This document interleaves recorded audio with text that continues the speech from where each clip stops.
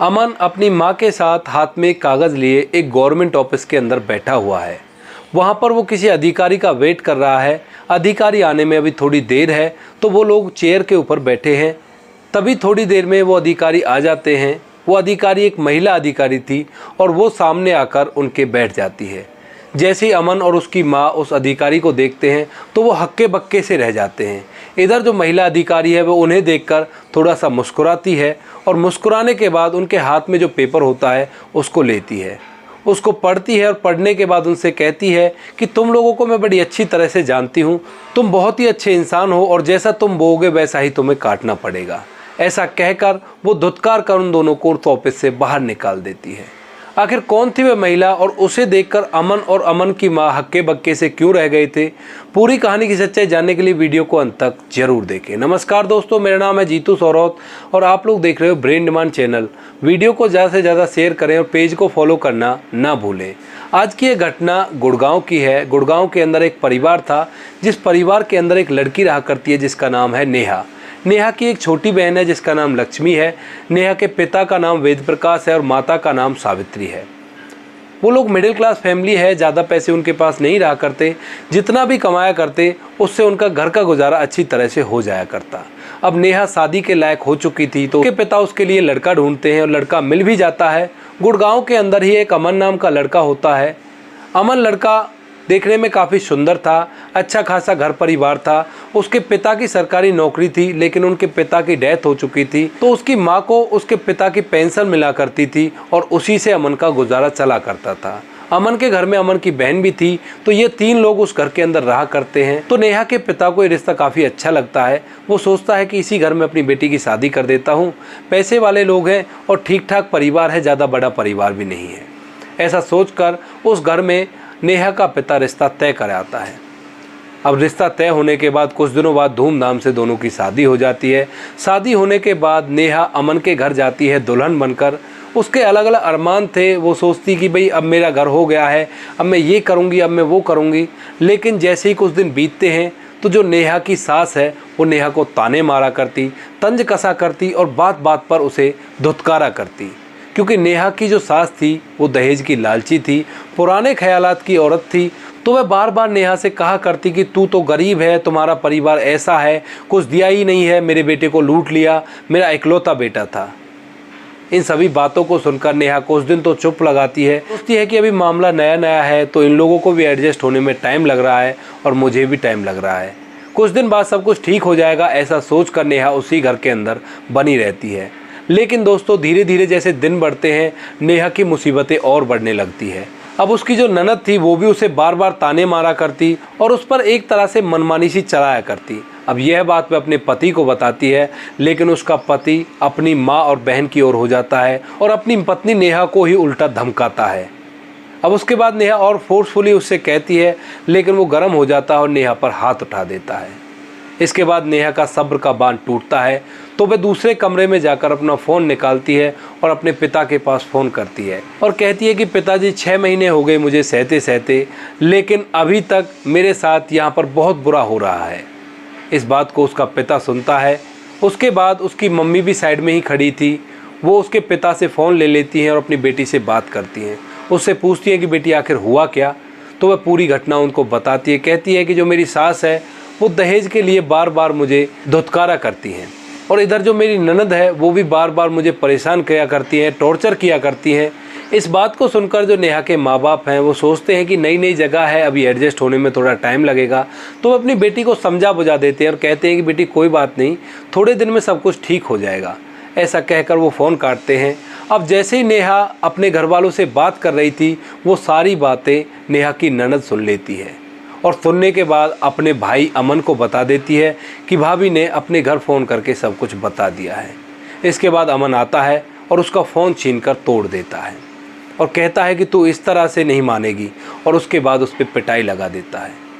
अब दोस्तों नेहा को पिटाई लग चुकी थी, लेकिन वो अपने माँ बाप की बात पर अमल करती है। उसके बाद भी अपनी सास का आदर करती, अपनी ननद का कहा माना करती और उसी घर के अंदर बनी रहती है। वो सोचती है कि पिताजी माँ भी सही कह रहे हैं कि थोड़ी देर में सब कुछ ठीक हो जाएगा। ऐसा ही कर करके कुछ दिन और बीत जाते हैं। अब कुछ दिन बाद नेहा को पता चलता है कि वो गर्भवती है। अब इसके बाद जो नेहा है अपने पति अमन से कहती है कि मुझे मेरे घर बात करनी है, मेरी बात करा दो। तो अमन नेहा से कहता है कि बात तो मैं तेरी करा दूंगा, लेकिन बात तुम्हें मेरे सामने ही करनी होगी। नेहा कहती है चलो ठीक है, कोई बात नहीं, मैं तुम्हारे सामने ही बात कर लूँगी। इसके बाद वो अपने माता पिता से बात करती है, उनका हालचाल जानती है और अमन के सामने वो ज़्यादा बातों को बता भी नहीं सकती थी। इसी वजह से अमन उससे कह रहा था कि तुम मेरे सामने बात करोगी। तो वह अमन के सामने बात करती है, घर वालों को बताती है कि अब मैं प्रेग्नेंट हो चुकी हूँ। और जैसे ही ये बात वो अपने घर वालों को बता रही थी, ये बात अमन को भी पता चल जाती है और इसके बाद अमन की माँ को भी पता चल जाती है। तो उन लोगों के स्वभाव में थोड़ी सी तब्दीली आती है। वो सोचते हैं कि इस घर का चिराग होने वाला है, तो अब इसके साथ ज़्यादा जाती ना किया जाए। धीरे धीरे कुछ दिन और बीतते हैं और कुछ दिन बीतने के बाद अब दिन आता है डिलीवरी का। नेहा की डिलीवरी का टाइम था। नेहा की सास उसे एक हॉस्पिटल में ले जाती है, वहाँ पर उसकी डिलीवरी होती है और डिलीवरी के बाद पता चलता है कि नेहा ने एक बेटी को जन्म दिया है। अब जैसे ही ये बात उसकी सास को पता चलती है तो एकदम से नेहा पर भड़क जाती है, कहती है कि तू कुलच्छनी है और तूने ये क्या कर दिया, तूने मेरे बेटे को बर्बाद करने के लिए एक बेटी को पैदा किया है, ये तो हमारा पूरा घर बर्बाद कर देगी। उसके बाद नेहा अपनी सास से कहती है कि माँ जी ये मेरे हाथ में थोड़ी ना है, लेकिन उसकी सास बार बार उसे धुतकार रही थी। अब इसके बाद जैसे ही वो हॉस्पिटल से घर आती है तो अब उसके साथ और भी ज़्यादा जाती होने लगती है। बार बार उसको प्रताड़ित किया जाता, बार बार पीटा मारा जाता अमन के द्वारा और ना ही अच्छी तरह से उसे खाने के लिए दिया जाता। ऑपरेशन हुआ था, ऑपरेशन की वजह से काफ़ी ज़्यादा कमज़ोर हो गई थी और अब ऑपरेशन की वजह से वो ज़्यादा काम भी नहीं कर पाती थी। इसी वजह से बार बार उसकी सास और उसकी ननद उसे परेशान किया करते और इसी तरह से वो जैसे तैसे करके कुछ दिन और काट लेती है। एक दिन घर में कोई भी नहीं था, अमन का फ़ोन टेबल पे रखा हुआ था, तो वह हिम्मत करके उस फ़ोन को उठाती है और अपने पिता के पास फ़ोन करती है और अपने पिता से कहती है कि पिताजी अब हमसे ये सब कुछ नहीं सहा जाएगा, आप या तो हमें ले जाओ वरना मैं अपने आप को इस दुनिया से विदा कर लूँगी। इस बात को सुनकर नेहा का पिता परेशान होता है और वह अपनी पत्नी को फ़ोन देता है और कहता है कि बेटी को समझाओ, ऐसा नहीं किया करते। तो नेहा की मम्मी उसे समझाती है और कहती है कि बेटी पति का घर ऐसा ही होता है, वहाँ पर ताने भी सुनने पड़ते हैं, गालियाँ भी खानी पड़ती हैं और कई बार पिटाई भी खानी पड़ती है, लेकिन तुम्हारा धर्म है कि तुम्हें वहीं पर रहना है और कभी भी ऐसी बातों को दिमाग में नहीं लाना है। थोड़ी देर समझाते हैं और बात करती है, नेहा का भी मन हल्का हो जाता है और इसके बाद फिर से वो फ़ोन रख देती है। अब जैसे ही अमन आता है वापस तो नेहा उस नंबर को तो डिलीट कर देती है, कॉल लॉग्स में थे, लेकिन उस फ़ोन के अंदर ऑटोमेटिक कॉल रिकॉर्डिंग हुआ करती थी। अब इसके बाद कुछ दिन बीतते हैं और कुछ दिन बाद अमन अपने फ़ोन की कॉल रिकॉर्डिंग्स को चेक कर रहा था, तभी उसे उस फ़ोन के अंदर वो रिकॉर्डिंग मिलती है जब उसकी पत्नी ने अपने पिता से बात की थी और वो कह रही थी कि मैं अपने आप को इस दुनिया से विदा कर लूँगी। अब इस बात को सुनकर जो अमन है और भी ज़्यादा भड़क जाता है। वह यह बात जाकर अपनी माँ को बताता है और अपनी बहन को भी बताता है।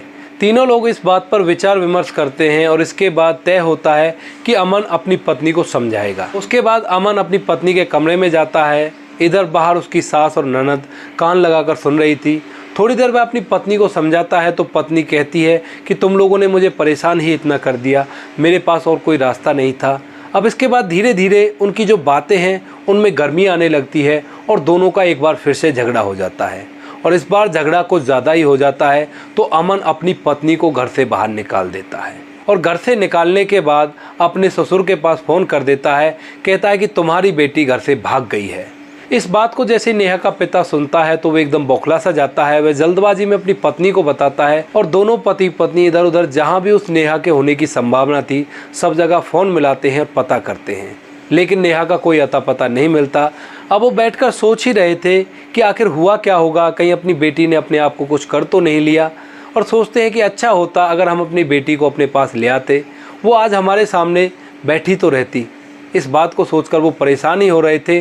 तभी एक फ़ोन आता है उसके पिता के फ़ोन पर। उधर से उसकी बेटी नेहा फ़ोन कर रही थी। तो नेहा के पिता पूछते हैं कि बेटी तुम कहाँ हो। तो नेहा बताती है कि पिताजी मैं महिला आयोग में हूँ, आपने भी मेरी बात सुनने से इनकार कर दिया और ये लोग मुझे बहुत ज़्यादा परेशान कर रहे थे।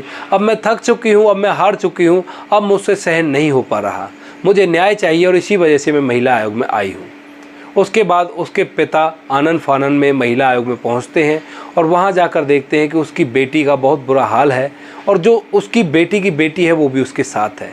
यानी कि जो अमन है उसने अपनी पत्नी के साथ साथ अपनी बेटी को भी घर से बाहर निकाल दिया था। अब वहाँ जाकर वह अपने पिता को पूरा माजरा समझाती है, कहती है कि पिताजी, तुमसे जो बात की थी उन बातों की वजह से मुझे घर से निकाल दिया गया। वो बात उन्होंने सुन ली और सुनने के बाद तीनों ने प्लानिंग बनाई और प्लानिंग बनाने के बाद मुझे पहले तो समझा रहे थे। मैंने उनसे कहा कि तुमने मुझे परेशान ही इतना कर दिया, मैं और करूँ भी तो क्या करूँ। इसके बाद अमन ने मुझे पीटा और धक्के मारकर घर से निकाल दिया, मुझे और मेरी बेटी को। अब नेहा का पिता अपनी बेटी को समझा बुझाकर अपने साथ घर ले जाता है। वहाँ पर कोई कानूनी कार्रवाई नहीं करने देता, क्योंकि जो नेहा का पिता था वो बहुत ही स्वाभिमानी था। वह कभी नहीं चाहता था कि अड़ोस पड़ोस में मेरी इस तरह की बदनामी हो। तो वह आराम से चुपचाप अपनी बेटी को घर ले आता है।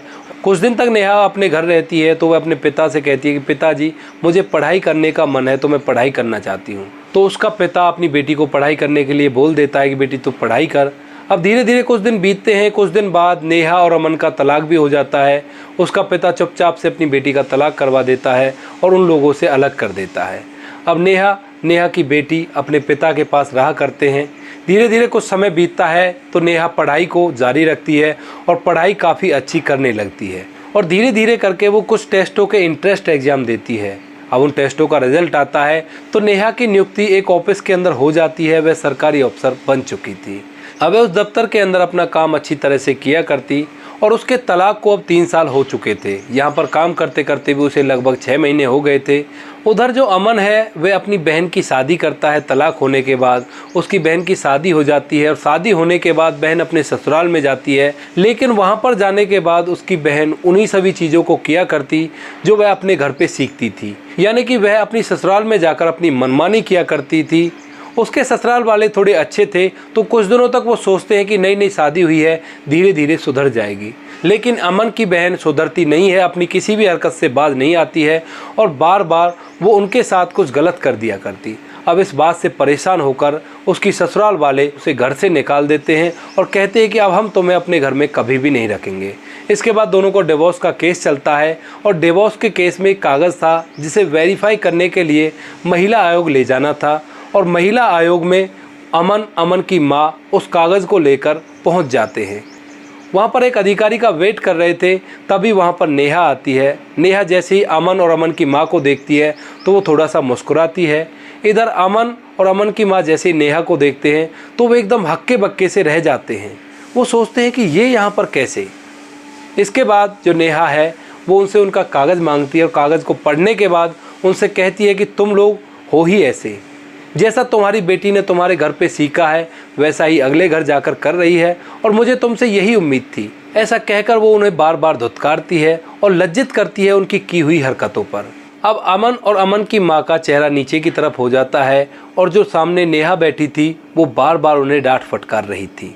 अब इसके बाद दोस्तों नेहा उनकी अर्जी को नामंजूर कर देती है और लड़के वालों के पक्ष में बात को रख देती है। अब इसके बाद दोस्तों अमन और अमन की माँ वहाँ से मुंह लटकाकर वापस आ जाते हैं। तो दोस्तों ये थी आज की कहानी एक ऐसी पत्नी की जिसने अपनी ससुराल में इतनी प्रताड़ना सहते हुए भी दोबारा से उठी, खड़ी हुई और एक बढ़िया पोस्ट पर अफसर बन गई। बाद में वही लोग उसके पास आए जिन्होंने उसे प्रताड़ित किया था। आपको कहानी जैसी भी लगी हो कमेंट सेक्शन में बता देना। और दोस्तों इन घटनाओं को सुनाने का उद्देश्य आपको परेशान करना बिल्कुल भी नहीं है। ये समाज के अंदर की कुछ ऐसी बुराइयां हैं जिनको अगर आपके सामने रखते हैं तो आप लोग इनसे कुछ ना कुछ सीख ले सकते हो। इसी वजह से आप लोगों को ये घटनाएं सुनाई जाती हैं। बाकी मिलते हैं किसी नेक्स्ट वीडियो नए टॉपिक के साथ। तब तक के लिए जय हिंद, जय भारत, जय हिंदुस्तान।